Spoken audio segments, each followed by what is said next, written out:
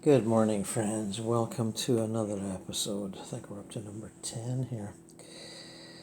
And our discussion and experiences of spontaneous projection from the waking state continues. I have a very inspiring experience of Waldo Vieira to read here, where he talks about free consciousness. I became lucid in an evolved extra-physical region whose splendor and beauty transcended the locales typically found on the Earth's crust. I saw only lights and vivid colors of indefinite shapes. The site appeared to be completely uninhabited. There were no dwellings in sight. My experience was that of simply existing as a consciousness. I did not feel the form of the body. It was invisible, even to me. Lighter than usual outside the dense body, I had an attitude of confidence and moral superiority, which made unequivocally sublime energies arise within me in an indefinable, tranquil contentment. There were no human forms or faces, only centers of energy radiation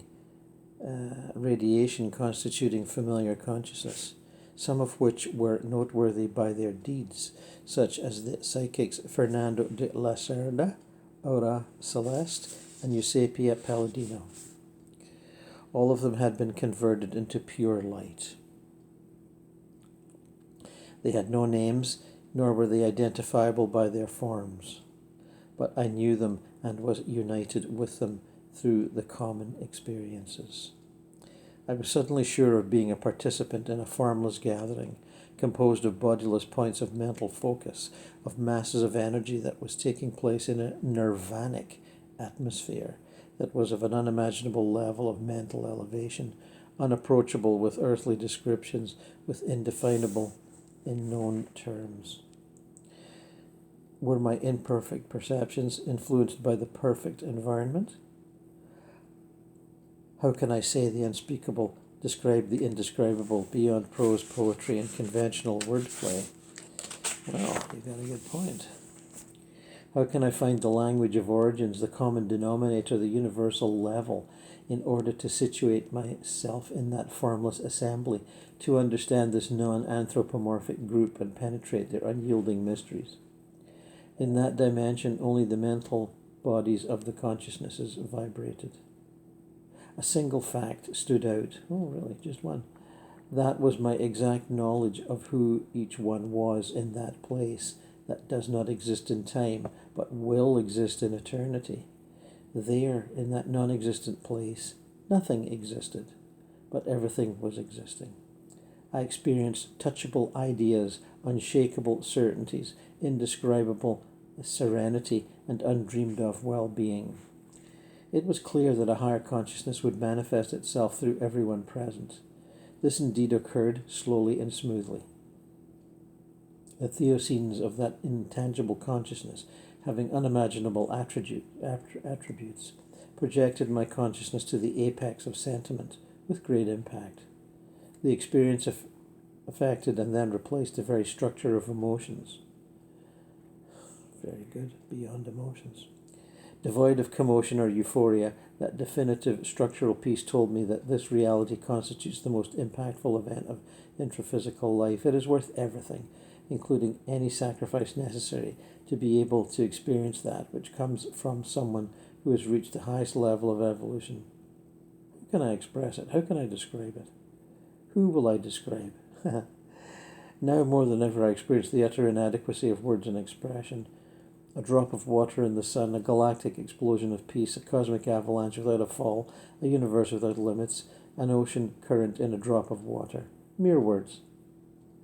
It is impossible to describe something that doesn't have a point of reference. One cannot establish boundaries for the infinite. One thing was certain. It was a free consciousness, a lucid vortex of vibrant, energetic emanation, free of matter, form, and space, free from the series of rebirths to the Earth's crust, no longer possessing a body in the usual sense. Are all free consciousnesses alike in their evolutionary multiple genius?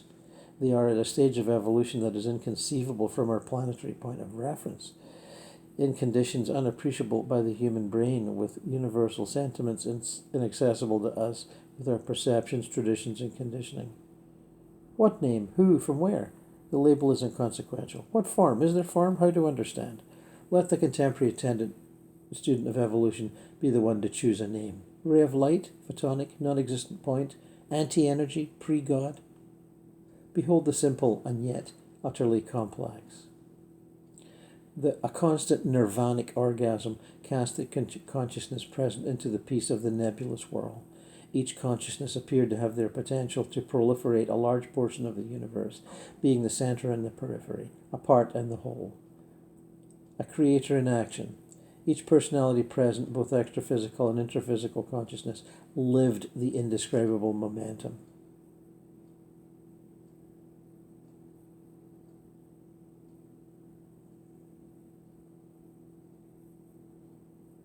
I sensed and understood everything down to the last detail at once. Someone had been there who no one had seen, but who had all noticed. A message had been transmitted that no one had heard, but all had understood. Later he observes, after the experience, even with my experience in automatic writing, channeling, clairvoyance, precognition, physical effects, and many hundreds of projections, I experienced nothing in this life that compares to the wonders of the sightless vision, emotion of structural peace that was seen and felt in this fully conscious projection using the mental body. My life is now divided into two parts, before and after this projection, an incomparable milestone, a moment of great peace. In 22 minutes after checking the clock, I experienced a millennium of reality. A few moments had passed that was worth centuries. A second had proven to be worth a millennium. This projection, having a curious distortion of time-space continuum, had gone from a temporal and spatial level to a cosmic level, beyond all material restrictions. It happened with the naturality of a sunrise, family life, a running brook, tall green grass swaying in the wind, a bird singing, a calm sea, clouds in a blue sky, but it was also transcendent. My wish to return there overrode all desires and aspirations, but an irresistible command ordered me to return and continue my physical life. A desire rose to leave the body behind for that glorious, peaceful, swirling dimension, unknown and yet known.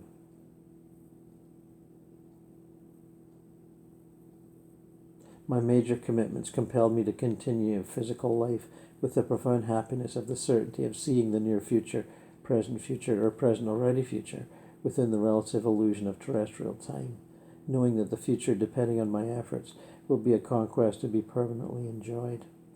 After the vision, I felt like a Superman, but a Superman without violence, without uncertainties, without any desire to compromise, only thinking, speaking, and doing whatever is possible for the welfare of everything and everyone, with an absolutely certain optimism, a sweetly contained euphoria, a conviction with myself. I lost any bitterness toward the past, present, future, people, animals, facts, things, and circumstances. Now at peace with all, I sensed I would encounter other contractual possibilities in which life, during which intermission life between life.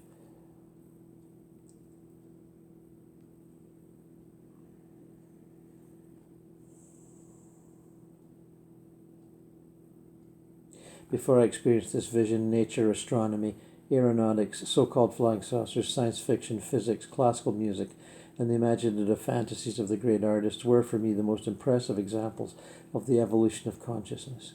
Now, with all due admiration and respect, they appear to be very crude and rudimentary. Compared to a future beyond time and form, they all disappear like a theatre set as it tumbles to the ground.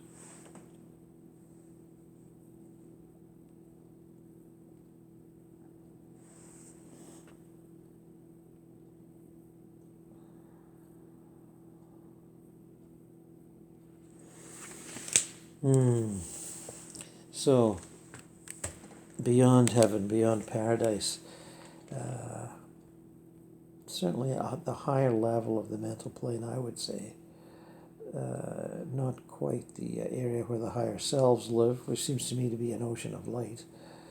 Without that, but that's just my take on it. We all have certain takes on it, but certainly beyond bodies and personalities and the tasks of evolution, a sort of permanent nirvanic bliss from which we leave and return to many times. Good to know. Good to be reminded.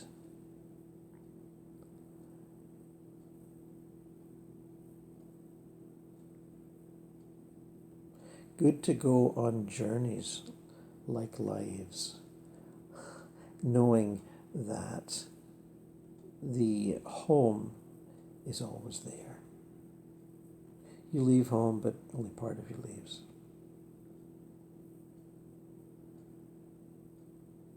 Just like here, projecting, part of us will leave, but part will stay here.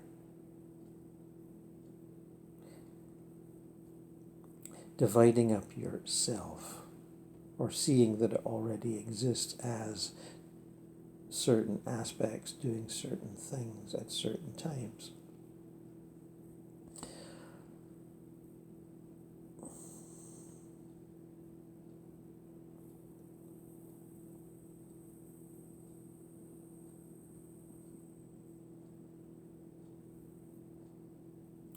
I'm just focusing, that part of myself that you might call the higher self. If you felt so inclined, or the monad. Bringing a little monadic consciousness into this present situation.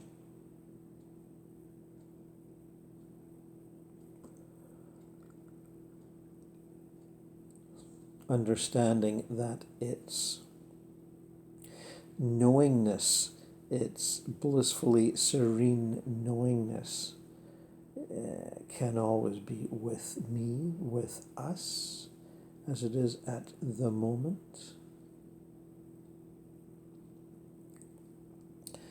I wasn't feeling terribly blissful yesterday afternoon, pruning dead branches from big trees. That was a task, and I focused on it. Now I'm focused on this.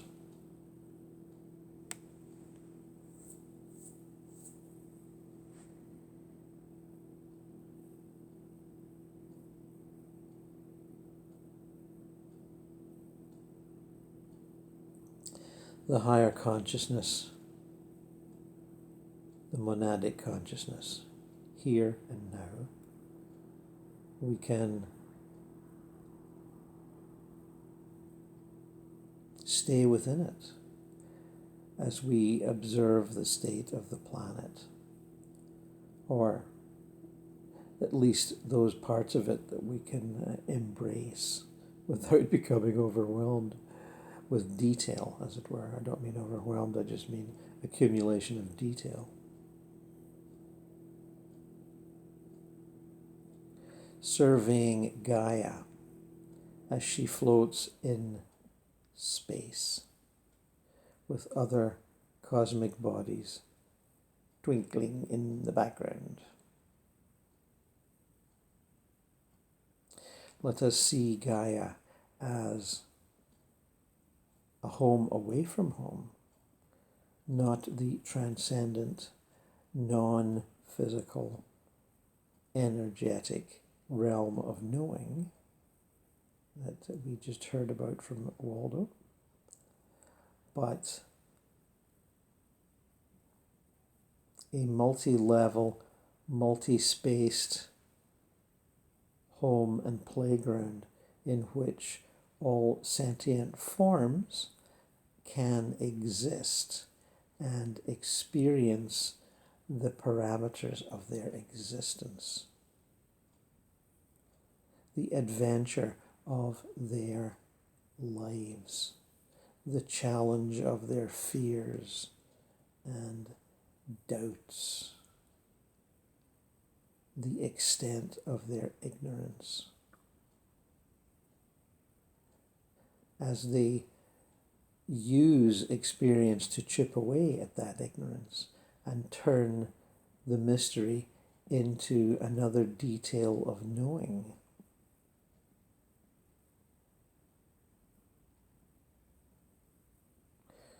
Let us always be more knowledgeable. Let us see Gaia as a divine mother who nurtures our experiences that they may teach us to be complete, rather than identifying with one detail or a series of details.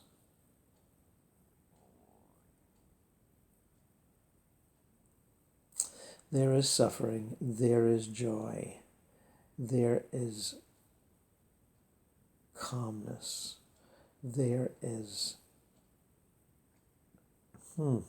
stability, there is lack of stability, there is the mysterious itchiness that leads to action, there is desire to be more powerful than other sentient beings around us, a desire to take advantage of what might be their weakness, a desire certainly on the part of animals, fish and birds to be always accumulating food, pecking away at this, nibbling away at that, devouring each other. It's not a mutual appreciation society, it's a mutual eating society. Everything is eating everything else. It's a constant, it's inescapable. Humans get to escape it for, a few hours at a time. We're not constantly on the rush, the desperate rush for nourishment.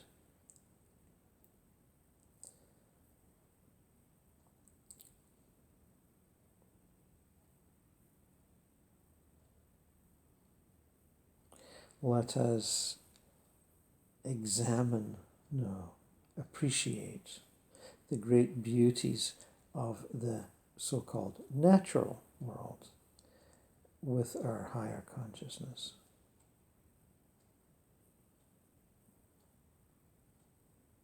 Whether a small garden at the back of our home, or a local park, or a giant lake, or a mountain range, or fields of wheat just before harvest time, or rivers in mighty flood, destroying much that is before them in a great sweep of grandeur and power lust, you might call it. Let us feel the incredible power in a lightning storm, in a tornado, the almost unbelievable amount of intense, energetic explosion underlying an earthquake.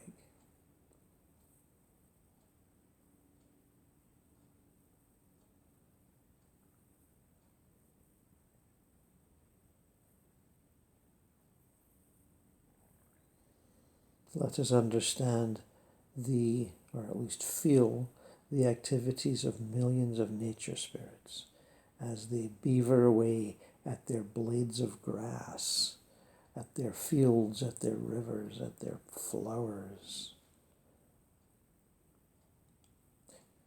channeling the various energies necessary, non-physical energies, to imbue their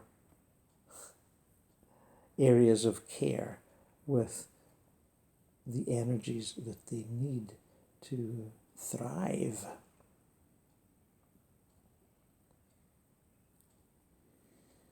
Let us feel the almost boundless energy humans have for inventiveness and creation, whether it be formulas on paper or houses in the street.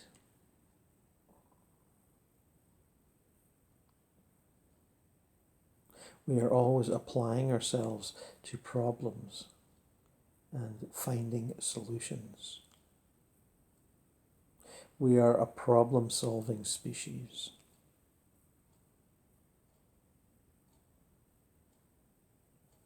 Some souls are thrilled to be involved in the problem solving in various areas, and others are happy to benefit from the problem solving.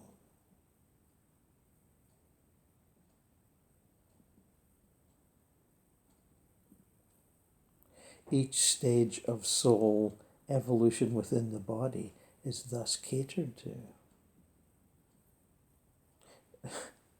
As people will joke, oh, there's something for everyone. And indeed there is. Sometimes that something is scarcity. There are many lives where scarcity is the rule, is the common experience. But it doesn't have to be all lives. Nothing has to be all lives. There is endless variety. And if timidity makes you shy away from that endless variety, in order to cling to the known and the safe, then that will slow your growth, but it's also another aspect of growth. To run from growth is to understand, eventually, the power of growth and the necessity of growth. And when I say growth, I mean, the incredible variety of experience that leads to growth, that leads to expansion.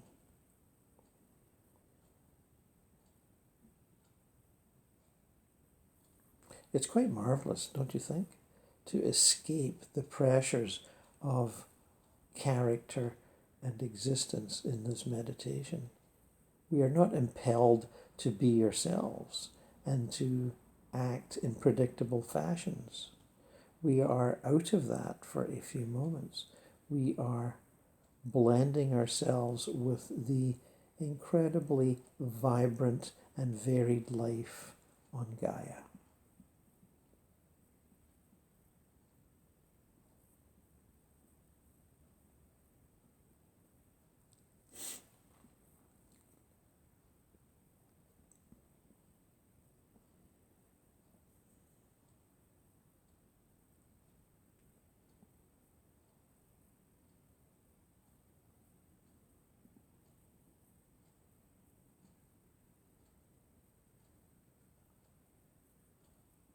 We can be impressed, we can be grateful, we can be thrilled to bits.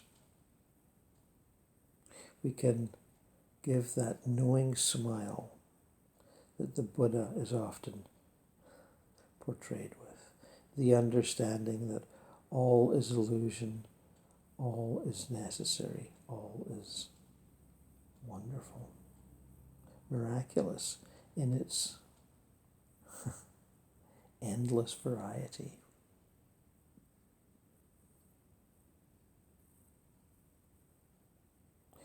Understanding that we are beyond all those changes and challenges and unpleasantness.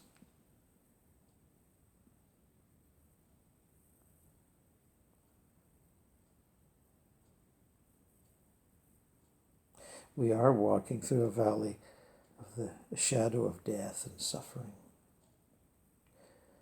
But we need fear nothing. It's all illusion. Instructive illusion, but illusion all the same. None of those wounds really scar the soul. They scar the body. They scar the emotions.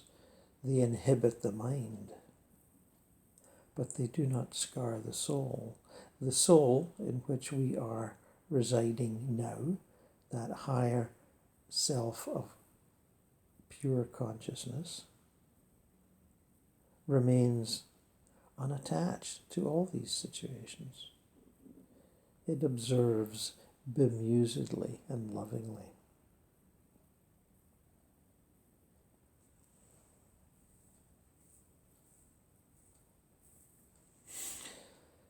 And here we are, being bemused and loving and enjoying it.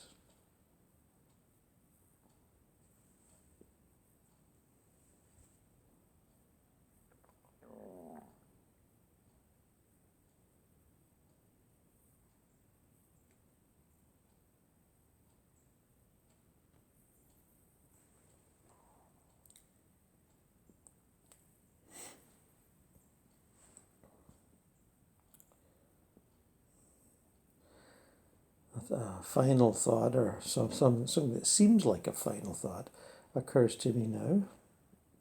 The recognition that all societies, all cultural traditions contribute to the whole, the oneness of planetary culture, the richness of what Earth life can produce.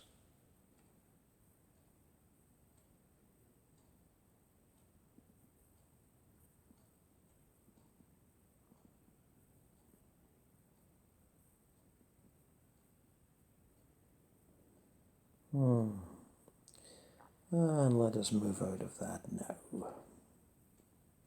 Or let me move out of it. Let you stay there if you wish.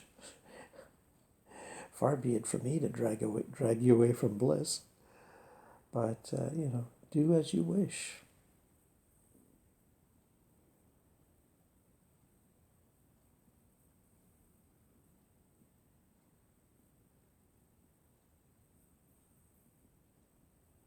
And now, if you're following along this, I suggest this projection. Go to the consciousness, the presence of a beloved one who has passed on in your family, in your friendships, whoever you feel attracted to at this moment, whoever you may have been thinking of with care recently, a grandparent, a good friend, an ex-lover.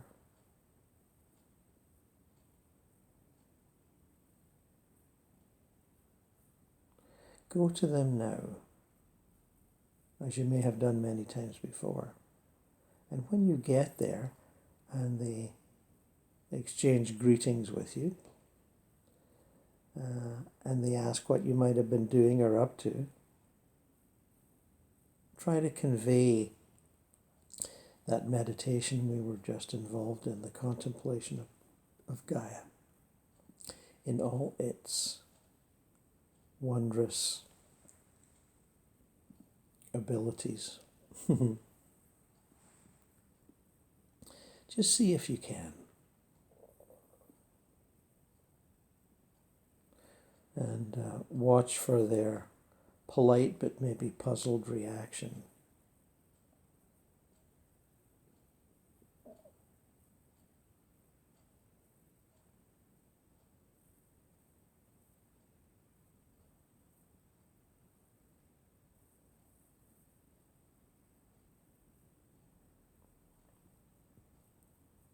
Are they indulging you in what might seem to them in the bosom of astral plane paradise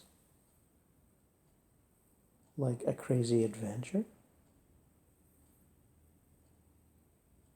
Are they too satisfied with their post-mortem bliss to care?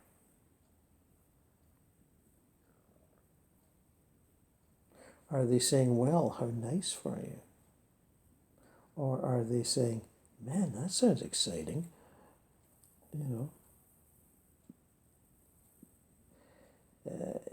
as a journeyer, as a projector, you will find this. You will gain a knowledge, gain an understanding that is beyond that of the average happy dead person who is living in the bliss of their anxieties and fears being washed away by the actual fact of astral life. That is often enough for millions of people. They don't need to know any more at present. They might need to know more later, but they don't need to know it now. They are thrilled to be on their astral vacation. Although they don't quite see it as a vacation, they tend to see it more as life. The real life, the one that we'd forgotten when we were alive physically. There is much to be made of that state of mind, shared by millions of souls.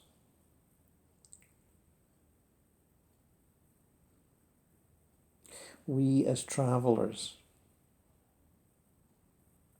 can go beyond that, pleasant and wonderful as it is.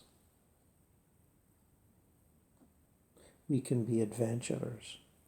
We can use that adventuring to assist in difficult situations with others. You don't have to do that, but it's an aspect of compassion, mercy, love.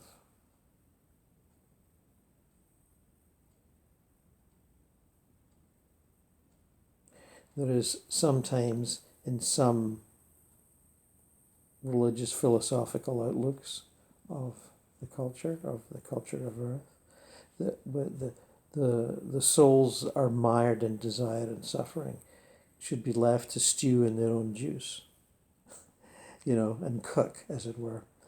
And that may seem uncompassionate, but sometimes you will see that you cannot actually help some people. They have to stew in their own juice to get to that point of dissatisfaction, to that point of, hey, I think I need some help here.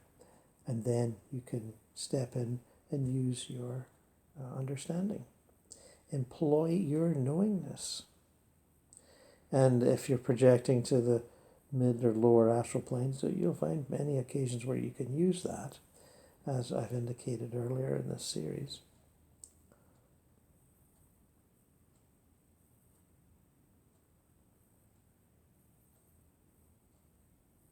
And use it, you will. A lot of you are doing it now and not remembering. This is a situation that comes up over and over. I was talking to somebody yesterday, just casual conversation in a social situation, who had some interesting lucid dreams years before and felt compelled to tell me. And they were definitely helping souls move on to the light. And I said, oh, you've been doing this for years, you're just forgetting. And thus it is, and thus it will be. And we'll end now, and I'll see you in part 2 very shortly.